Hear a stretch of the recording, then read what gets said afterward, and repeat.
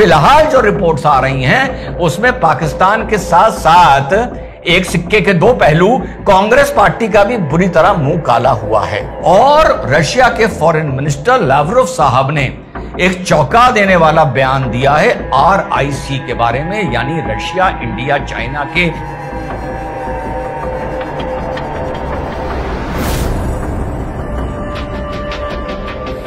Hello नमस्कार सत श्री अकाल अस्सलाम वालेकुम। कैसे हैं जनाब? पिछले कुछ दिनों में रशिया के दिमाग में कुछ चल रहा है।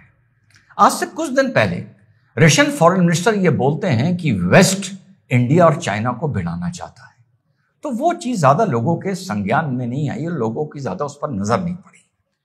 2 दिन पहले रशिया के फॉरेन मिनिस्टर ने एक बहुत जबरदस्त धाकड़ बयान दिया है और अब ये पता चल रहा है कि रशिया के दिमाग में कुछ चल रहा है और कुछ बहुत बड़ा चल रहा है। इस मुद्दे पर थोड़ी देर में बात करते हैं कि रशिया के दिमाग में क्या चल रहा है जो दुनिया की राजनीति की, जियोपॉलिटिक्स की दिशा धारा बदल सकता है। बट आई एग्री, उसमें बड़े चैलेंजेस हैं पर उसमें बहुत अपॉर्चुनिटीज भी हैं।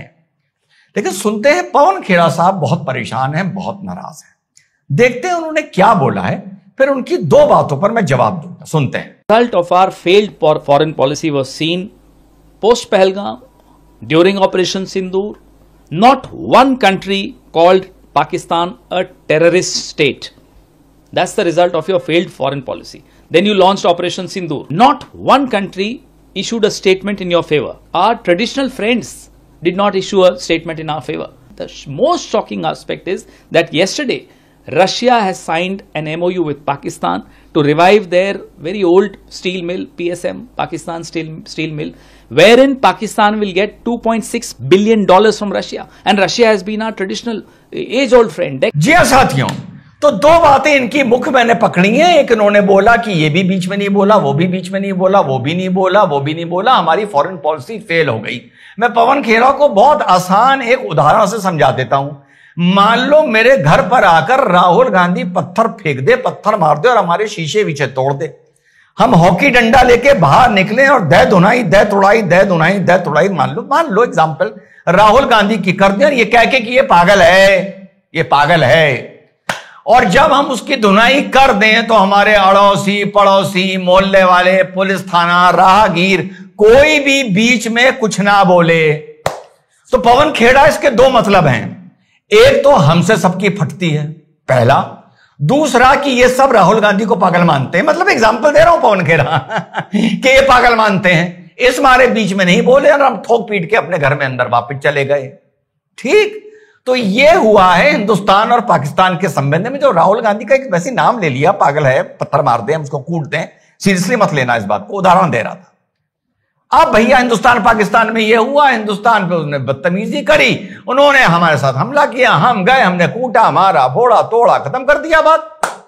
किसी ने ना हमारे ऊपर सैंक्शन लगाए, ना बवाल हुआ, ना कुछ हुआ, ना कोई पाकिस्तान के साथ जाके खड़ा हुआ कि चलिए हाँ साहब हम हिंदुस्तान पर अटैक करने को तैयार हैं, हम एक अपना एक एक्सेस या अपनी एक जॉइंट सिंडिकेट बनाने को तैयार हैं। कुछ नहीं हुआ। इसके भी 2 मतलब हो गए। या तो दुनिया पाकिस्तान को आतंकी मुल्क मानती है पर बोला नहीं, जैसे राहुल गांधी पर नहीं बोला कि वो पागल है जब मैं उसे हॉकी से मार रहा था, उदाहरण दे रहा हूं फॉर एग्जाम्पल। और दूसरा ये कि पूरी दुनिया की हिंदुस्तान से फटती है। और तीसरा ये कि यार हम तो दोनों सबकी दुनिया की राय मांगने, समर्थन मांगने तब जाते जब अटैक होता और अपने जवाबी कार्रवाई से पहले हम जाते उनकी अनुमति और उनका साथ और समर्थन देने के लिए। और अगर वो हमें साथ ना देते तो हम अटैक ना करते। हमने तो पहले ठोक लिया, उसके बाद कोई हमारा साथ दे ना दे। पवन खेड़ा, तुझे समझ में नहीं आ रही थी, सीधी सी बात 2 तरीके से समझा दिया, फर्क क्या पड़ता है। और पवन खेड़ा ने जो आखिरी बात बोली, तो भैया ये तो बहुत बड़ा मुंह काला कर सकती है पाकिस्तान का और कांग्रेस पार्टी का। एक साथ मुंह काला हो गया है कांग्रेस पार्टी का। जिस $1 बिलियन डील की बात पवन खेड़ा इतना चौड़ा होकर कर रहा है, ये निकई एशिया में सबसे पहले छपी, उसके बाद पाकिस्तान के बहुत से माउथपीस ने इसको सुनाया और कल रशिया ने एज ऑफ नाउ साफ मना कर दिया है कि ये फेक न्यूज है, हमारा पाकिस्तान के साथ स्टील प्लांट को लेकर कोई भी एमओयू साइन नहीं हुआ है। यहां पर मैं दूसरी बात कहता हूं, अगर हुआ भी है तो क्या फर्क पड़ रहा है? रशिया यूक्रेन की लड़ाई चल रही थी, इंडिया की सबसे मित्रता थी, रशिया से इंडिया ऑयल भी ले रहा था, यूरोप यूक्रेन को हथियार दे रहा था और यूरोप के कुछ देश रशिया से गैस भी ले रहे थे। तो इससे कोई फर्क नहीं पड़ता कि रशिया ने पाकिस्तान के साथ क्या डील कर दी, कोई फर्क नहीं पड़ता इस चीज का। लेकिन फिलहाल जो रिपोर्ट्स आ रही हैं उसमें पाकिस्तान के साथ साथ एक सिक्के के दो पहलू, कांग्रेस पार्टी का भी बुरी तरह मुंह काला हुआ है। अब आती है मेन बात, रशिया के दिमाग में जैसा मैंने बताया भाई कुछ चल रहा है और रशिया के फॉरेन मिनिस्टर लावरोव साहब ने एक चौंका देने वाला बयान दिया है RIC के बारे में, यानी रशिया इंडिया चाइना के गठबंधन के बारे में। और उन्होंने यह कहा है कि यह गठबंधन में 20 हाई लेवल की मीटिंग्स हो चुकी हैं। गलवान के बाद बिल्कुल यह मामला ठंडे बस्ते में चला गया था, लेकिन कजान में प्राइम मिनिस्टर मोदी जी की और जिनपिंग की आमने सामने जो वार्ता हुई, बॉर्डर पर अब टेंशन कम है और हम तीनों को मिलकर एक मजबूत RIC बनाना चाहिए।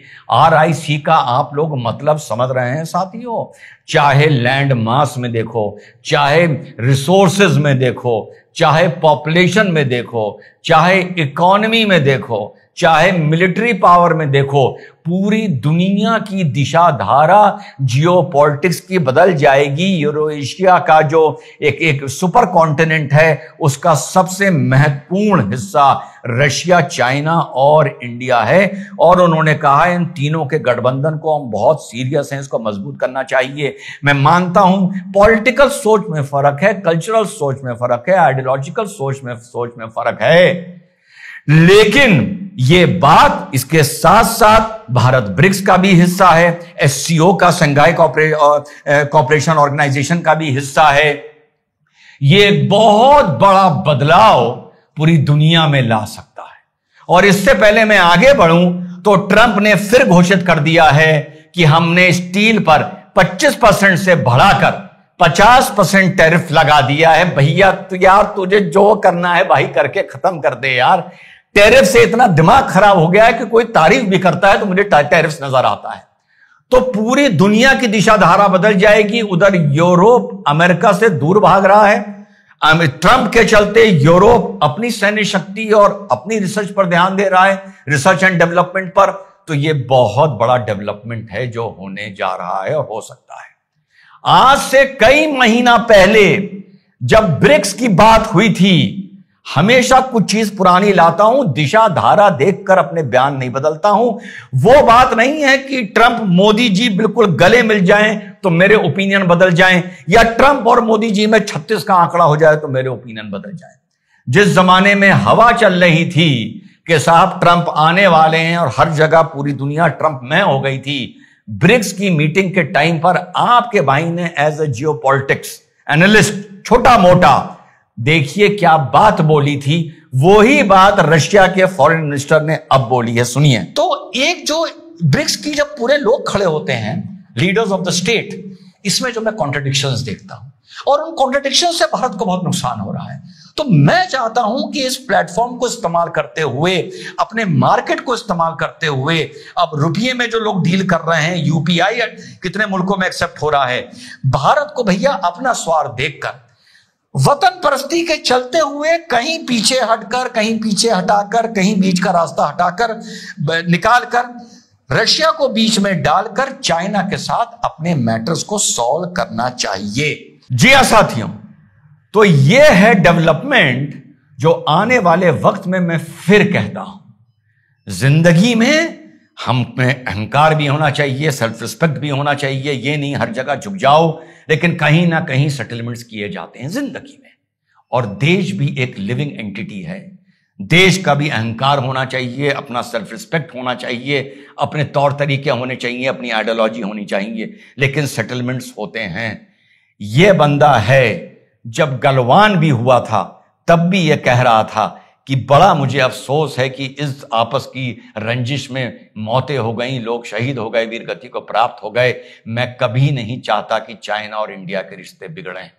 गलवान के टाइम से लोग मुझे सुन रहे हैं, फिर ब्रिक्स में आपने सुना, और इसका मतलब यह नहीं है कि आप वेस्ट से दुश्मनी ले लेंगे, यह मतलब जियोपॉलिटिक्स में नहीं होता है। लेकिन हां, भारत को ब्रिक्स के चलते, एससीओ के चलते, अब ये चीज आ गई है आरआईसी, रशिया, इंडिया, चाइना के चलते, रशिया को बीच में डालकर कुछ 19, 20, 21 कर प्रथम दृष्टिया शुरुआत करनी चाहिए कि चाइना से हमारे संबंध बेटर हो जाएं।